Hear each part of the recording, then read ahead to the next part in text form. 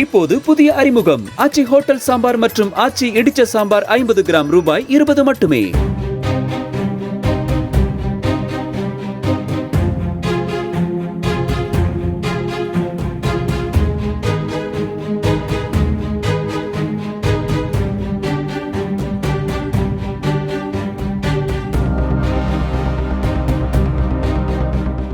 Chennai Thiruvottiyur Kaladipet market பகுதியில் சாலையோர ஆக்கிரமிப்பு கடைகளை நள்ளிரவில் ஜேசிபி இயந்திரம் மூலம் மாநகராட்சி அதிகாரிகள் அகற்றி அப்படியே சாலையில் போட்டுச் சென்றதாக வியாபாரிகள் புகார் கூறினர்.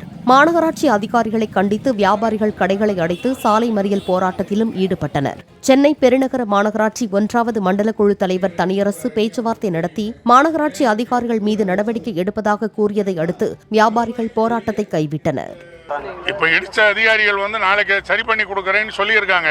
சரி பண்ணி கொடுக்கணும். சென்னை மாநகராட்சியிலேயோ தமிழ்நாட்டிலேயோ வேற எங்கேயும் இந்த மாதிரி இரவு வேலைகள் இனிமேல் நடக்கக்கூடாது. இது சம்பந்தமாக நாங்கள் மாநகராட்சி காவல் ஆணையாளரிடமும் மாநகராட்சி ஆணையாளரிடமும் நாங்கள் புகார் கொடுக்க இருக்கிறோம்.